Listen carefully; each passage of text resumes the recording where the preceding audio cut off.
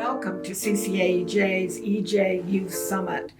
This is going to be an exciting time for you. I'm Penny Newman, and I'm the founder of the organization, and I was the executive director for 40 years before I retired. You're now going to be meeting the new generation of CCAEJ activists, and you're in for a real ride. This is going to be great. We started the organization 43 years ago when the community of Glen Avon was threatened by the chemicals coming from a hazardous waste site, the Stringfellow acid pits, which is just up the street. And we came together as a community because we weren't being protected. So as we fought through that, we realized that people can make a difference, but it means that we bring each of our talents and skills and experiences together and find the best way to move forward.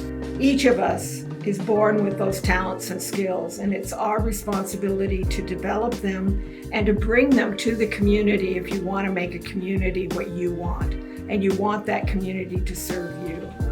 So we fought for about 12 years trying to get Stringfellow taken care of, and we were really victorious.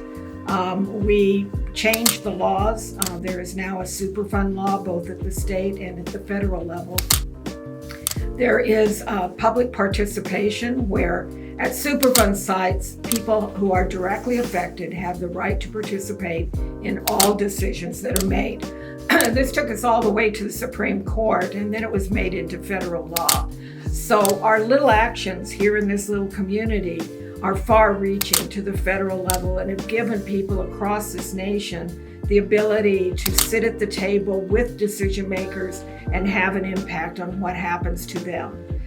We were able to get a personal injury lawsuit, the first one. It's the largest toxic tort and personal injury case in the nation, with 5,000 plaintiffs suing the state of California, the county of Riverside, and 250 major corporations.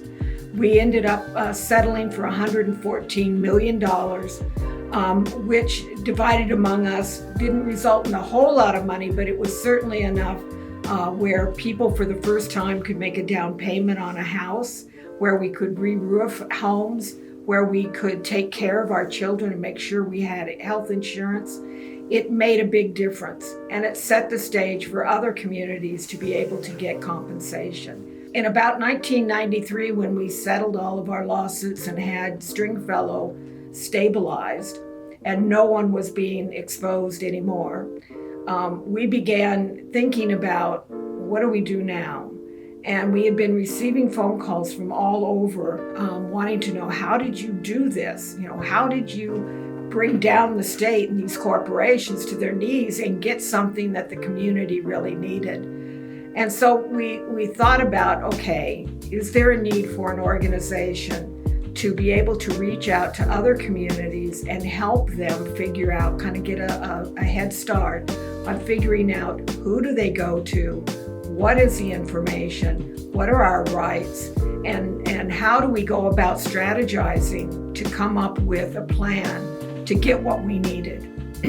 And so the Center for Community Action and Environmental Justice was born in 1993 out of Concerned Neighbors in Action, our local community group.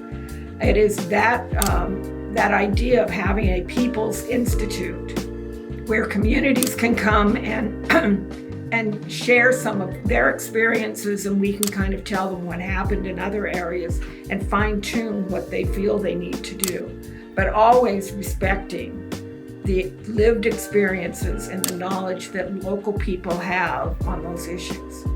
And so CCAEJ has operated since then as this institute, working with communities in both Riverside and San Bernardino counties, and in many instances in coalition with other communities across the country, to continue that battle. And we've realized that each victory is a temporary victory, that we end up having to fight them again. So it's important to get that into policy. So we look at three things, and that is working with individuals to recognize and build confidence in their skills and talents, to solve the local issue, whatever that may be, air pollution or water pollution or whatever. And then to develop policy coming from the communities who know what they need and not relying on somebody from outside, so that we develop policies that really do something for the community and we don't have to wait for it to trickle down some way. The whole thing relies on people coming together and working together to solve the problems. We have more in common than we ever believed if we can get past all of the noise outside of it and just look at what is it we want to accomplish? How does this benefit our families? And how do we go about changing that? We look at the environment on 3 different levels. One is the natural environment. Yes, we care about trees and we care about the natural world. We also look at the built environment, and that impacts us directly. It's how we build things around us and develop around us in our communities. And this goes to the warehouses being put next to homes. That affects those families. So it's that built environment, but it's also the social environment. And that's where we look at how are decisions made, who are making those decisions, and who gets the benefit of those decisions. So that is the approach that we've got. I hope that this summit provides you with the understanding, the knowledge of some technical issues, the background to things, but also build your confidence in your ability to step out and say something. If we're going to make change, it takes all of us coming together.